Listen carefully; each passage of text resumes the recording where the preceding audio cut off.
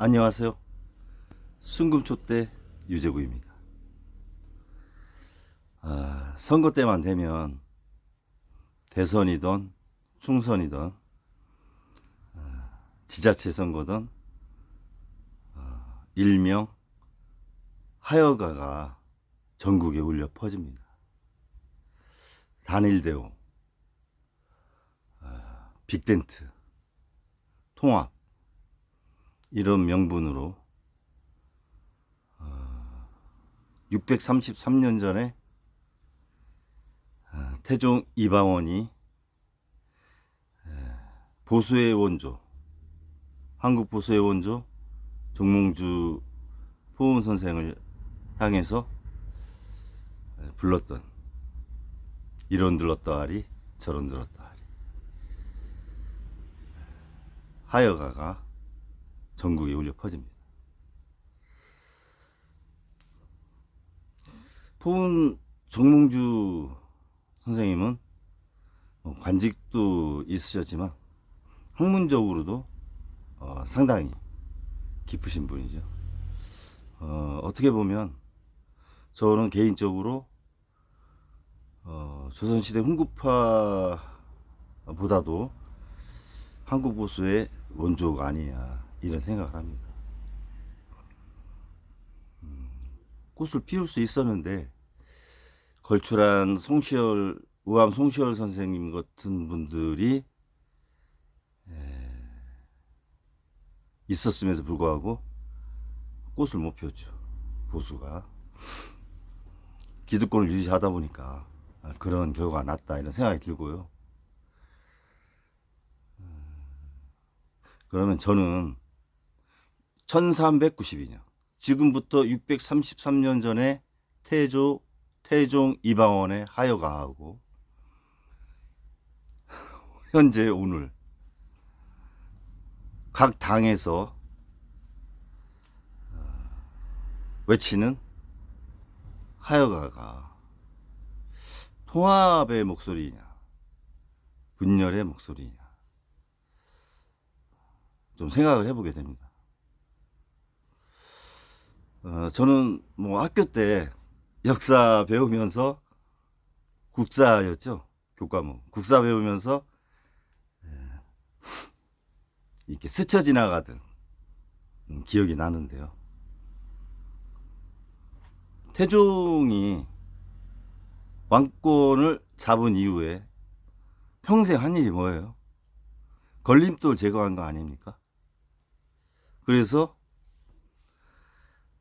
정도전의 신권 정치보다 왕권 정치로 한국의 봉건 사회를 기초를 이렇게 다듬은 사람 아닙니까? 소위 20패밀리 20패밀리가 500년을 그렇게 온 거 아니에요? 그러면은 포은 선생님한테 이방원이 통합을 얘기한 걸까요? 분열을 얘기한 걸까요? 글쎄요, 역사학자마다 다르다 이렇게 이제 판단이 들고요. 결국은 역사라는 것은 각 시대의 선택이 고리로 엮여져 나가는 그런 게 역사 아니냐 이런 생각을 해보게 됩니다. 개인적으로.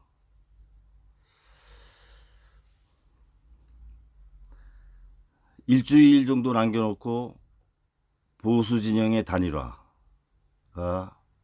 하나 이슈로 떠오르는데요. 국어라는 단일화를 할 필요 있을까요? 그렇게 해서 획득된 정권, 정체성과 수권 능력이 과연 있겠느냐 그런 생각 해보게 됩니다.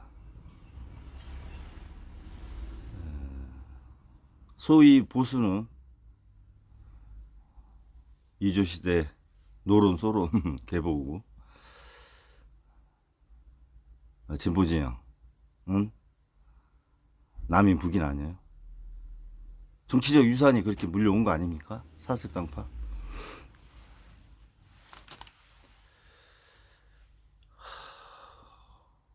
근데 한 가지 명확한 건 있어요. 제 생각에.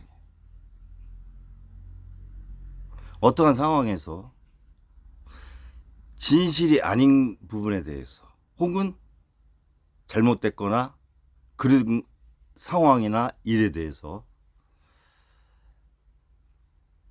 비판 없이 용인해 주는 것은 단심이 아니다. 정몽주가 불렀던 단신가하고는 다르죠. 맹목적인 기득권 유지죠. 그거는. 그런 면에서 역사를 또 돌아보게 됩니다.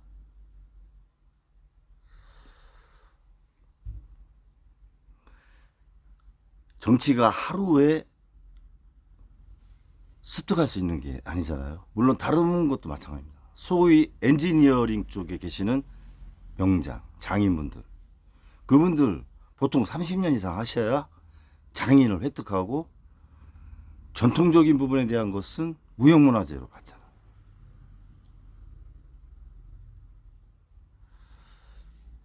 (9개월에서) 대통령이 된 분이 이렇게 보여주었던 국정의 모습, 우리가 잘 보았지 않습니까?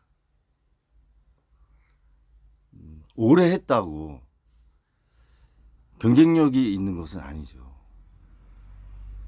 이렇게 단적으로만 딱 말할 수는 없는 겁니다. 그러나 입법, 사법, 행정을 알기 위해서는 의회를 존중하는 게 있어야 돼요. 의회주의자가 국정의 리드를 해야 된다.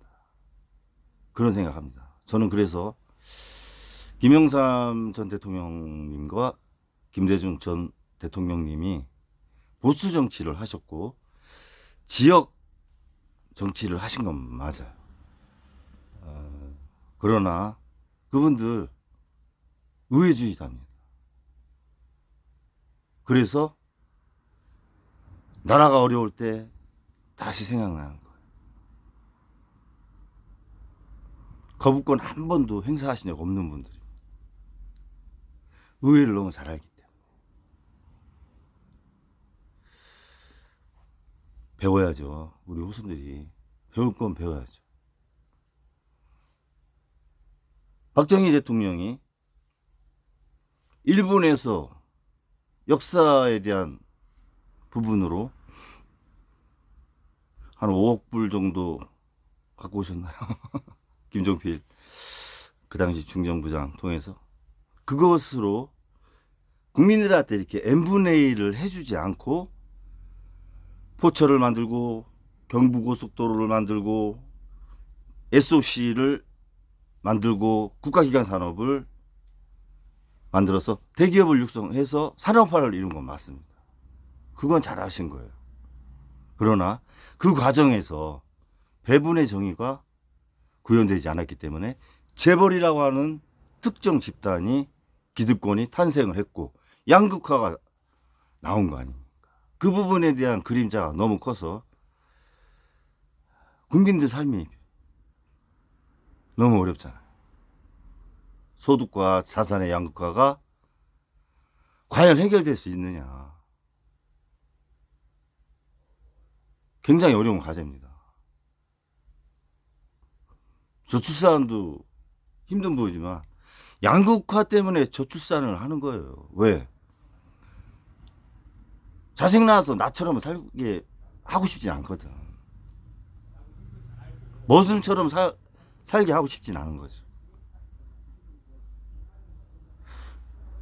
그 인지상정 아닙니까?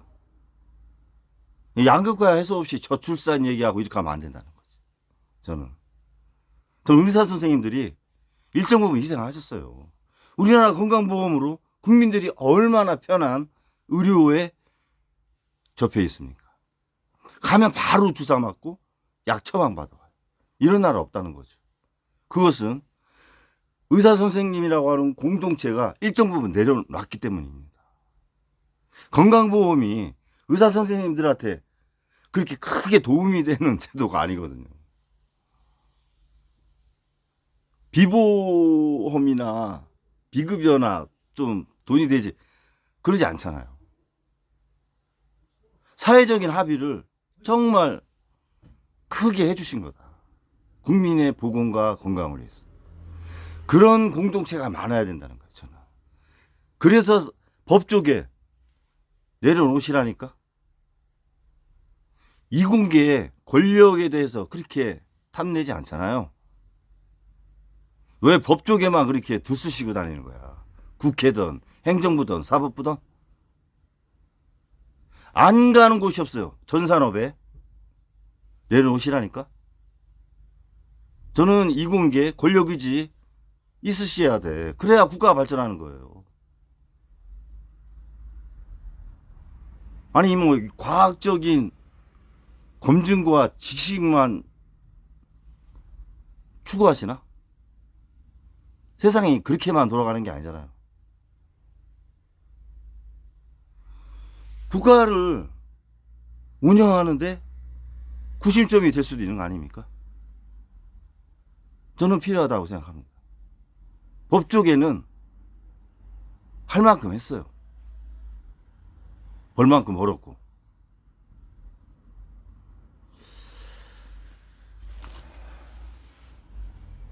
뭐 하여가 담신가 얘기하다가 이런 얘기까지 나왔는데요.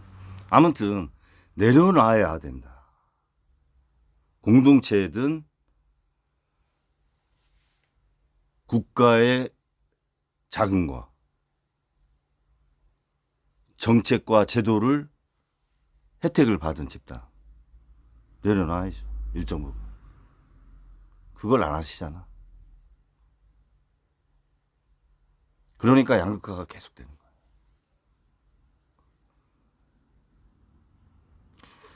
저는 지금의 정치에서 가장 중요한 것은 단심이다.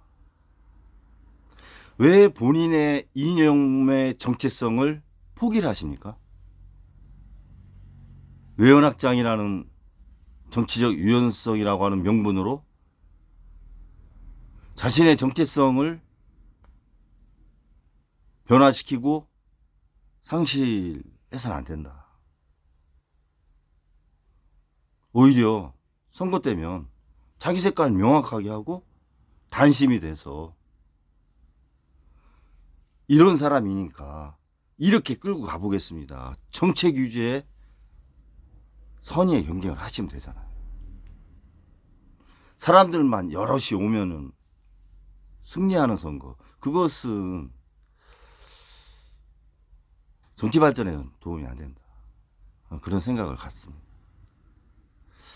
TV에 연일 뉴스 틀으면 한 7, 80%가 이제 선거 관련된 내용이 나오니까 이게 힘들어요. 뉴스 보기도.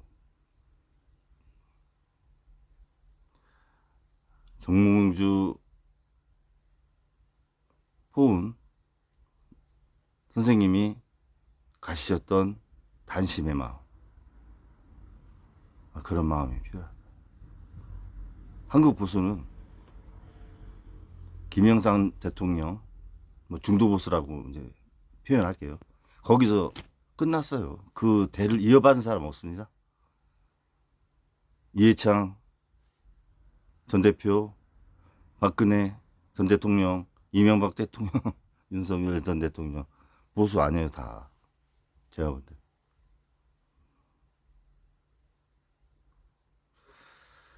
차떼기에 비선에 그 돈이 많은데도 뭐하러 또 이렇게 자신의 기업 집단을 만듭니까? 그리고 5년의 비정규직을 정규직으로 하려고 비상계엄을 하시면 되겠어요? 그게 보수입니까?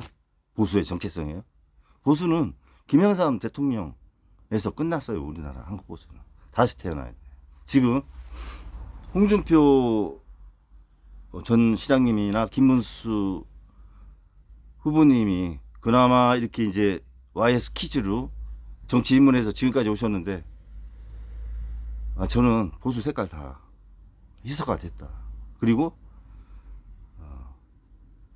한동훈 전 대표, 이준석 후보 보수를 이끌어가기에 부족하다. 불안하고 그리고 정체성도 없다. 이런 생각 듭니다. 국민을 보지 않아요. 철저하게 이기주의적인 그런 모습이 많이 보입니다. 큰 일을 맡기기에는 우려가 된다. 이런 생각 많이 들죠.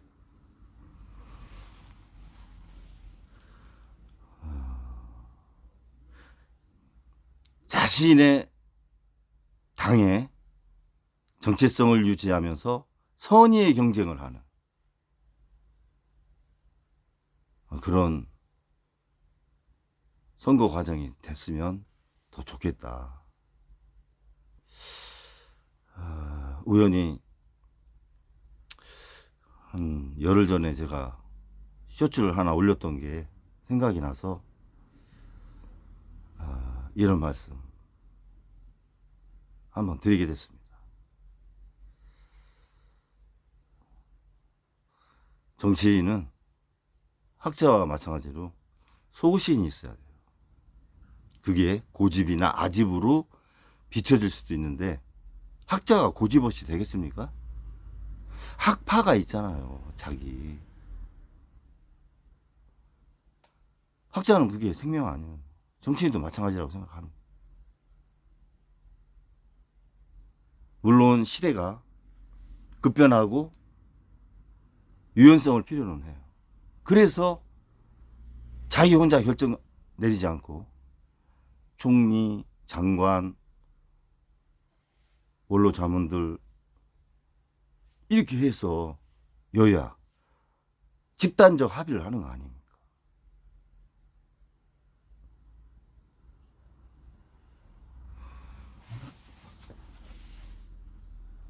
633년 전에 우리 선열 한참 위의 조상이죠. 조상들이 보여주었던 정치 상황에서의 선택, 이 부분에 대해서 깊이 한번 고민해 볼 필요가 있다. 역사는 선택의 고리가 엮어가는 과정인 것이다. 이런 말씀 드리면서 방송을 마치겠습니다. 감사합니다.